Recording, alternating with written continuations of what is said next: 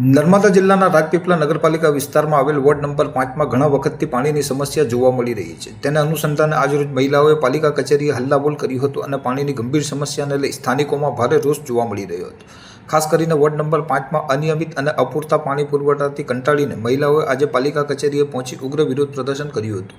રાજપીપળા વાવાગોળ ટેકરી વિસ્તારના છેલ્લા કેટલાક સમયથી પાણીની અનિયમિત રીતે છોડવામાં આવતું હોય, પાણી બિલકુલ ગંદુ આવતું હોય છે અને તેમાં પણ કબૂતરના પીછા સાથે અળસિયા વગેરે આવતું હોય છે અને આ પાણી બિલકુલ ઓછું આવતું હોય, જેનાથી કંટાળીને મહિલાઓએ આજે પાલિકા કચેરીએ પહોંચી ઉગ્ર વિરોધ પ્રદર્શન કર્યું હતું. નગરપાલિકા પૂર્વ પ્રમુખ પ્રજ્ઞેશ રામી સાથે વાત કરતા તેમણે જણાવ્યું હતું કે વોર્ડ નંબર 5 પાસે પાણીની ટાંકી આવેલ છે, જેમાં 3 બોર છે. ઉનાળાનો સમય હોવાથી અમે એક બોરમાં 300 ફૂટ નવી પાઇપ ઉતારી છે, જેનાથી નવા નીર ફૂટવાથી ગંદા પાણી આવવાની સમસ્યા ઊભી થઈ છે અને તેમણે જણાવ્યું હતું કે 4 થી 5 દિવસમાં એનો નિકાલ લાવી દઈશું.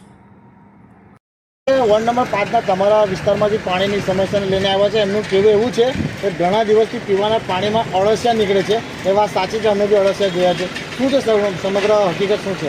હકીકતમાં એવું છે કે આરબ ટેકરા પાણીની ટાંકી આવેલી છે, ત્યાં આપણે 2 ને 3 બોર છે. 3 બોરના અંદર હવે ઉનાળાનો સમય આવ્યો છે એટલે એને ધ્યાને રાખી એક બોરના અંદર આપણે એક નવી પાઇપ 20 ફૂટની ઉતારી છે.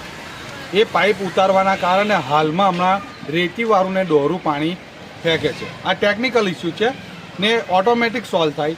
એ 4-5 દિવસ કે અઠવાડિયું આ પ્રોબ્લેમ રહેશે કે જે નવા જર ફૂટે ને એ નવા જર ફૂટવાના કારણે ડોરું પાણી આવી શકે, પણ એ 4-5 દિવસમાં ઓટોમેટિક ટેકનિકલ ઇસ્યુ સોલ્વ થશે ને પાણી જેવું ચોખ્ખું હતું એવું જ પાણી ચોખ્ખું આવશે. કોઈ જગ્યાએ લાઈન તૂટેલી નથી કે કોઈ ગટરમાં મળતી નથી, તેને લીધે આ ગંદુ પાણી આવતું. આ ડોરું પાણી બોરના નવા જર ફૂટવાના કારણે છે.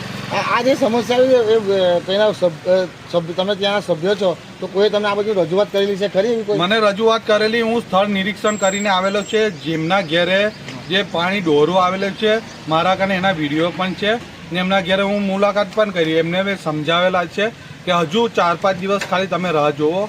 નવી પાઇપ નાખવાના કારણે જે ડોરું પાણી આવે છે આ ટેકનિકલ ઇસ્યુ ઓટોમેટિક સોલ્વ થાય.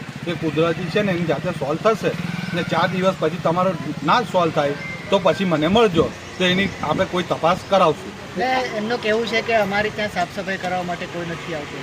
સાફ સફાઈ માટે કરાવવા માટે કર્મચારી આવતા જ હોય છે. હવે નથી આવતા તો એમને આજ દિન લગીને કોઈ અરજી કરેલી નથી, બરાબર? એટલે આ વાત બની શકે કે રજા પર હોય ને એવા સમયગાળા દરમિયાન ના આવ્યા હોય, પણ કર્મચારી તો ચાલુ જ છે.